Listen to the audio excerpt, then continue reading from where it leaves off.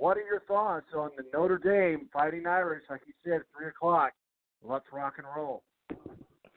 Yeah, well, like I was saying earlier, when you was trying to get through your technical issues this morning, or not yours, but, ours, the show's technical issues.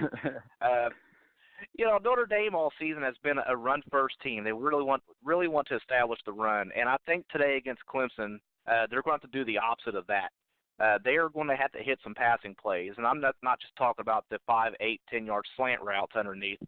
They're going to have to throw the ball down the field. And Ian Book, he's got over 70% completion percentage rate. That I still think that's tops in the country. I'm not sure on that. If it's not, it's definitely top 2 or 3. They have the guy at quarterback that can do it. They have the athletes to do it, but can they actually get it done against Clemson's defense? Because they are going to have to pass the ball to set up the run. If they think that they're going to go in this game and establish the run early, they're going to be dead wrong. And another thing I would say, and I was talking about this last night with my wife, of all people, because she's a big sports mind too. But Brian Kelly really needs to go back to that 2012 game against Alabama and look at all the preparation that he put in before that matchup, and then he needs to look at that game also and see what went wrong in that game. I know it was against Alabama, and Alabama that year probably could have beat 2 or 3 NFL teams. That was a hell of a team they had in 2012. But he needs to look at all that and how he got the team ready for that game. And he needs to take all of that and do the exact opposite of what he did then and do it this week. He has to have that and do the opposite of that for this game.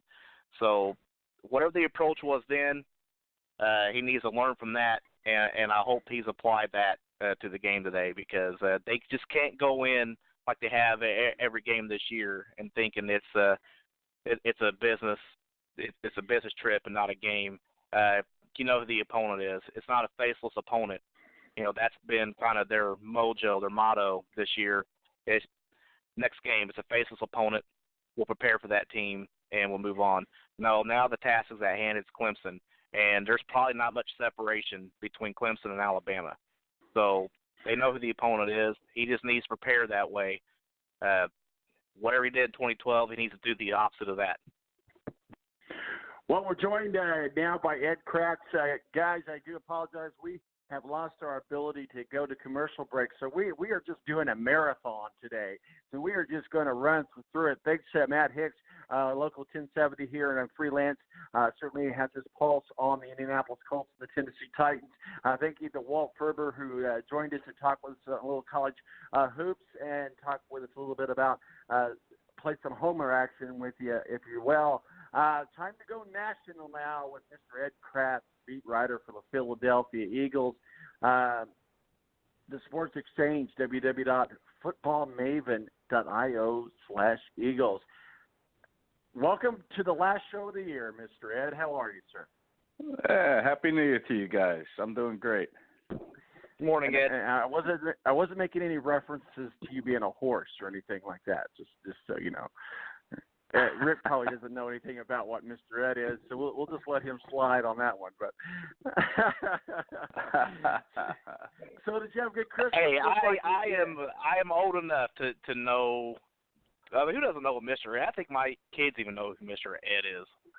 So I am old enough, yes. But even though they were still 30-year-old reruns when I was a kid in black and white, yeah, I know who Mr. Ed is. Can't go wrong with a talking horse, that's for sure. Well, let's talk a little bit. Ed, we bring you on, obviously, to talk some NFL, and we're going to talk about the best stories in the NFL and the playoff picture. But let's start with the best story of the NFL. Obviously, you were there. One of the best of 2018. Carson Wentz unable to play. Jolly old St. Nick comes in. Here you are, deja vu again, on the brink of maybe getting into the playoffs yet again. But yet an incredible Super Bowl win against the New England Patriots. Talk with us about what it was like in early 2018 with the Eagles in Minneapolis winning the Super Bowl. You were there. Kind of help us remember that moment. Yeah, well, even just before Minneapolis, there was that whole, the whole build-up to Minneapolis. They went into their first playoff game against the Falcons as an underdog at home, and the Falcons had a chance to win that game with a throw into the end zone, with no time left, with a few seconds left, and it was defended well by Jalen Mills. Of course, Matt Ryan was trying to find Julio Jones, and the Eagles kind of survived that game. If they get a touchdown, the Falcons do there, then this improbable run by the Eagles was over. So they end up winning that game. They go into the following week against the Minnesota Vikings, who had the top-ranked defense in the league at the time. And, again, the Eagles were underdogs. And the Eagles just took the Vikings apart. They routed them 38-7. It was really over at halftime when it was 24-7. And then the Eagles put up a touchdown with their first possession in the third quarter.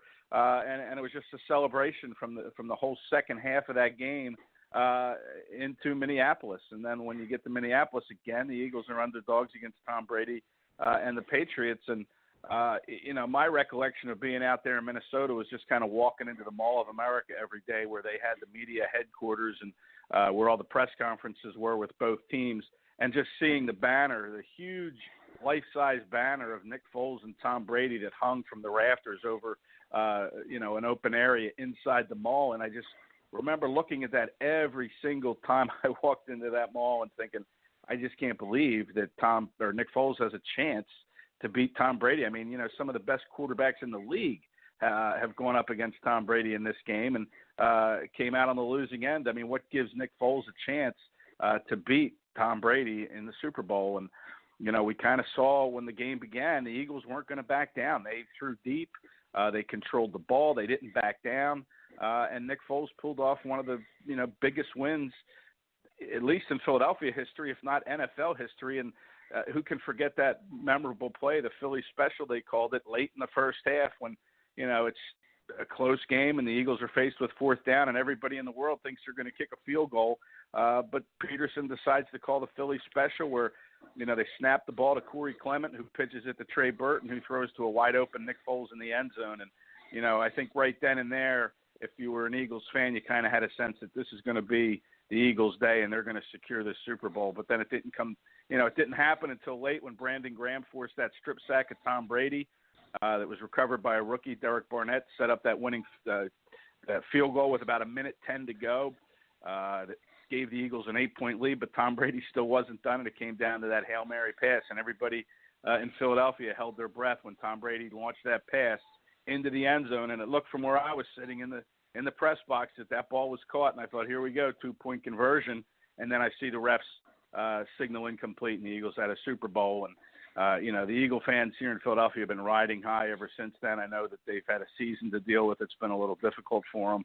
Hasn't gone the way they had hoped, but still, every day someone talks about that Super Bowl win, and certainly momentous occasion in Philadelphia. So I'll never forget it. I think it, nationally should be the top story of the year.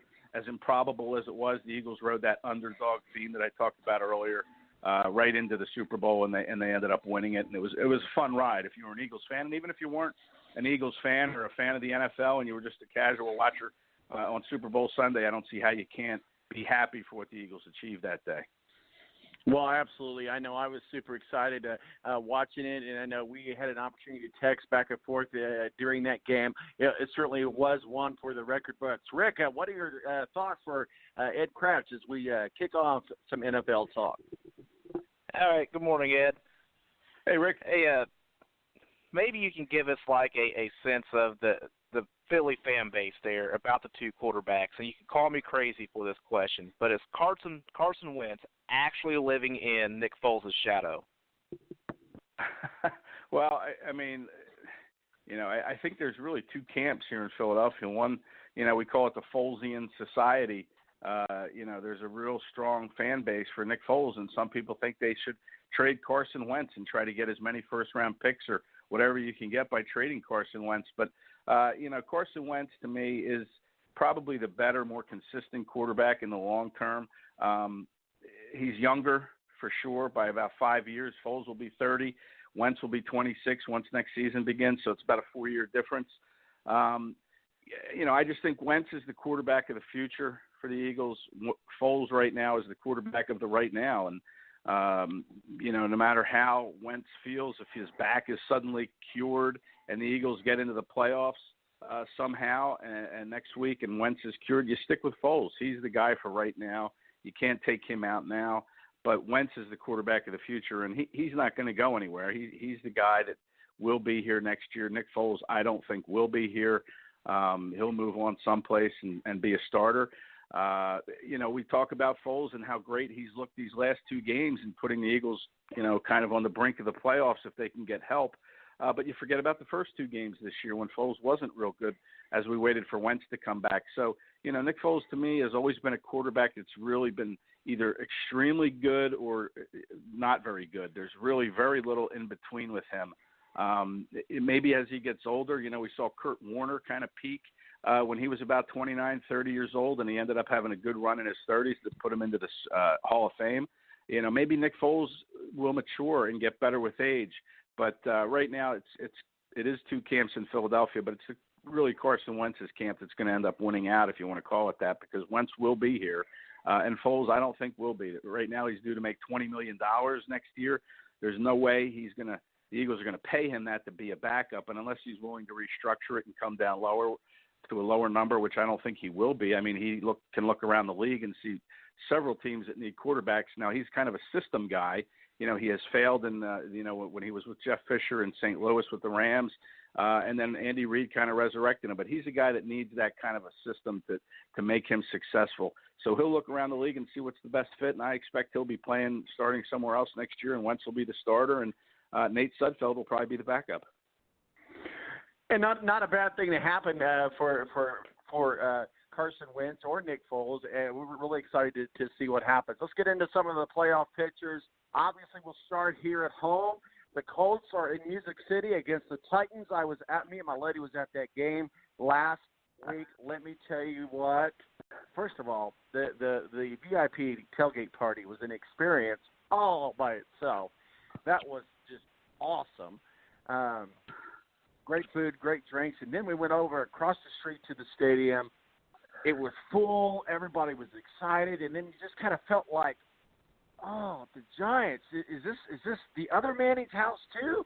I mean, he won a Super Bowl here, and people around us were talking about, this is not Eli Manning's house.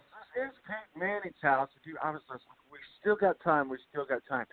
Comes down to we were ahead. Obviously, there was the field position, and I was telling my lady, I said, oh, they're almost there. They get to a field goal range, and that's that. I told her, this is going to be a great season. She's like, stop giving up. We got this. And then there was the interception by Hooker. He just like, this game is over, took a knee. It was done. I went to my feet. I said some curse words that began with the word holy and ended with it. But I'm going to tell you what, it was fantastic. Still gives me goosebumps. I'm so excited as a Colts fan and as a Colts homer. But as a fan of the NFL and the AFC, it got flexed to the night game for a reason because we have a lot of variables. They can either get in the playoffs, they could go home, they can actually win the division, and the same thing for the Tennessee Titans. I'm sure they're thinking the same thing. They haven't had a season like this in years. They haven't even been on Sunday Night Football, I think, since 2009 or 2010. This is a big game, so let's talk about the Tennessee Titans and the Indianapolis Colts and the journey that both of them have taken to get to where we're at tomorrow. It is a Braveheart moment tomorrow night in Music City.